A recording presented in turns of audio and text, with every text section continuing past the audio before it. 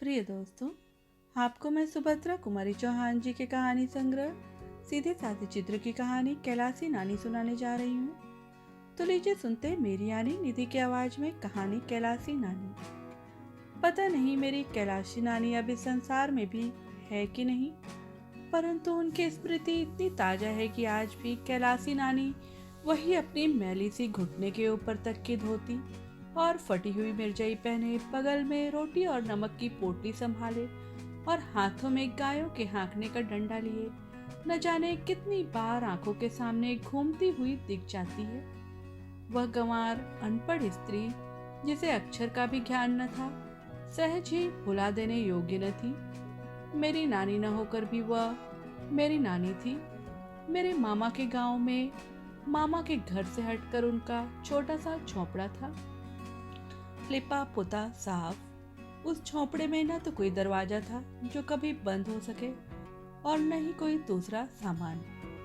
बर्तनों के नाम पर कुछ मिट्टी के ठीकरे थे और बिस्तर की जगह थोड़ा पुआल पड़ा था। यही मेरी कैलासी नानी की गृहस्थी थी। पड़ोसी ही उनके परिवार वाले थे और गांव के बच्चे उनके परमेश्वर।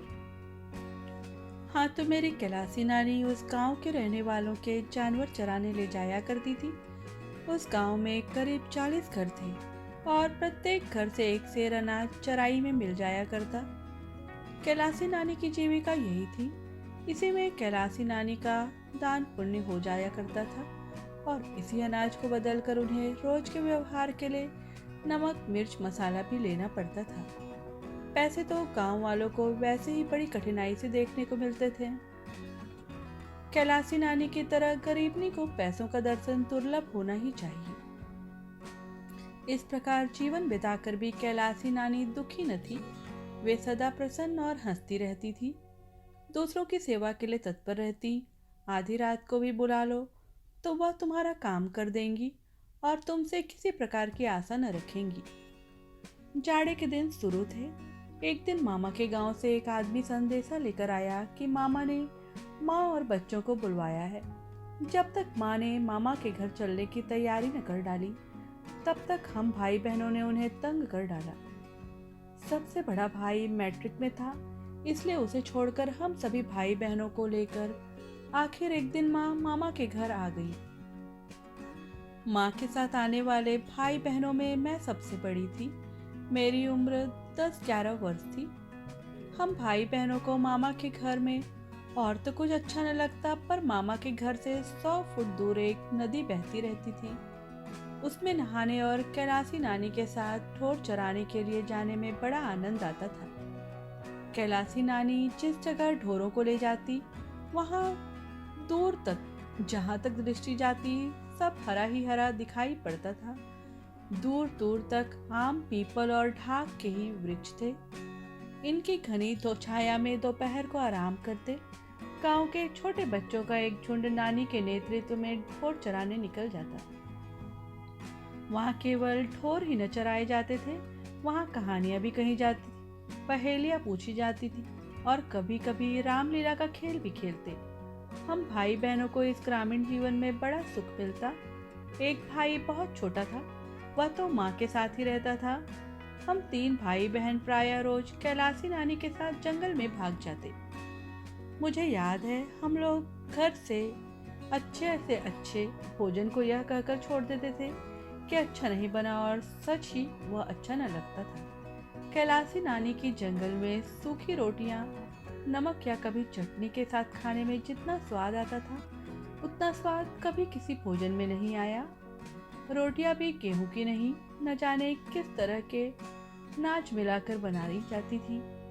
कैलासी नानी को हर घर से एक ही नाच तो मिलता न था। कहीं गेहूं, कहीं जौ, कहीं ज्वार, मक्का, उड़द, मूंग, अरहर सब मिलाकर इकट्ठा कर देती और रोज आवश्यकता अनुसार किसी की चक्की से पीस लाती और दूसरे दिन के लिए रोटियां सेक रखती। यही उनका प्रतिदिन का आहार था। यही रोटियां वह सबको खिलाती थी और हम लोग बड़े स्वाद से खाते थे। कभी कभी गांव के दूसरे बच्चे नदी में धोती फैलाकर मछली भूनते। उस दिन कैलासी नानी रोटी भी न खाती, सत्तू खाकर ही रह जाती। इसी प्रकार एक दिन हम लोग कैलासी नानी के साथ हार पर गए थे। उस दिन कैलासी नानी ने राजा रानी की कहानी सुनाई थी। राजा की एक राजकुमारी थी, बड़ी सुंदर, बड़ी नेक। किंतु एक दिन जब वह नदी पर नहा रही थी, तब परियों के देश के राजा का राजकुमार आया और राजकुमारी को घोड़े पर बैठाकर ले गया। कहानी सुनने के बाद कलेवा से पहले हम लोग बड़ी देर तक नहाते थे और तैरते थे। पानी बहुत गहरा न था, पर बड़ा साफ था। नदी में नहाने का ही प्रलोभन हमें रोज यहाँ घसीट लाता। हाँ, तो उस दिन नहाते नहाते मुझे यही डर लग रहा था कि कहीं परियों के देश का राजकुमार ना आ जाए। वहाँ राजकुमार तो ना आया, परंतु जब नहा धोकर लौटी तो देखा कि कैलासी नानी के पास कोई बैठा हुआ है। कपड़े जरा साफ सुथरे थे। मैं डरी कि यही तो वह राजकुमार नहीं। फिर घबराकर दूर तक नजर दौड़ाकर देखा, कहीं भी कोई घोड़ा न दिखा। मैं बेफिक्र हो गई कि यह राजकुमार नहीं है, वह होता तो घोड़ा जरूर होता। बाद में कैलासी नानी से मालूम हुआ कि वह गांव का जमींदार है और कैलासी नानी को हर महीने ढोर चरवाई में 5 सेर अनाज देता है।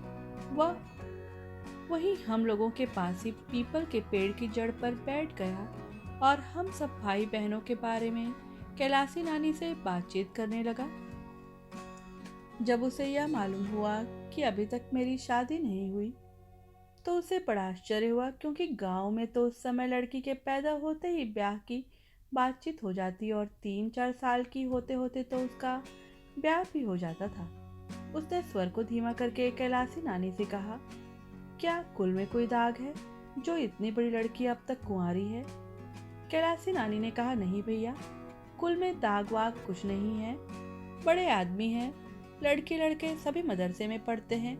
यह बिटिया रामायण बाँच लेती है, अंग्रेजी पढ़ती है। जब पढ़ लेगी तब लायक वर देखकर ब्याह करेंगे। वह जमींदार जितनी देर तक बैठा रहा, बार बार हमें ही देखता रहा। दूसरे दिन जब कैलासी नानी ढोर ढीलने आई तो छोटे भाई बहन अभी सोकर नहीं उठे थे, इसलिए मैं अकेले ही नानी के साथ निकल गई। कलेवा करने से पहले हम सब बच्चे फिर नदी पर नहाने गए। जब हम जा रहे थे तभी वह जमींदार फिर आया। वह कैलासी नानी को बड़ी देर तक कुछ समझाता रहा। उसे कैलासी नानी ने हाथ जोड़ कुछ अस्वीकार किया। जमींदार ने कुछ न सुनकर नानी के पल्लों में जबरदस्ती कुछ बांध दिया। हम लोग भी रोटी खाने आए, पर आज कैलासी नानी रोज की तरह खुश न थी। उनके चेहरे पर एक तरह की उदासी थी जो छिपाई न छिपती थी। उन्होंने हमें खिलाया पिलाया और फिर कहानी सुनाने बैठी, किंतु कहानी में उनका मन न लगा। अन्य दिनों की तरह जब मैं बच्चों के साथ ढोर हाँकने जाने लगी तो जाने न दिया। उन्होंने मुझे अपने पास ही बिठाए रखा। मैंने जिद की तो मुझे डांट भी दिया। शाम हो चुकी थी। माँ तुलसी के पास दिया जला रही थी। कैलासी नानी छिपती हुई सी माँ के पास आई और इशारे से बुलाकर अलग कमरे में ले गई। उन्होंने माँ से कहा कि वह अपने बच्चों समेत जल्दी से जल्दी घर वापस चली जाए, कारण कि वह जमींदार हम दोनों बहनों को अपने नालायक पुत्रों की वधू बनाना चाहता है। जमींदार का मेरे मामा से बहुत दिनों से बैर चला आ रहा था। शायद वह अपने इस बैर का बदला इस प्रकार लेना चाहता है। वह चाहता है कि कैलासी के साथ ढोर चराने जाने पर वह हम दोनों बहनों की मांग में अपने पुत्रों से सिंदूर भरवा दें। इस प्रकार हम दोनों बहनें उसकी पुत्र वधुएं बन जाएंगी।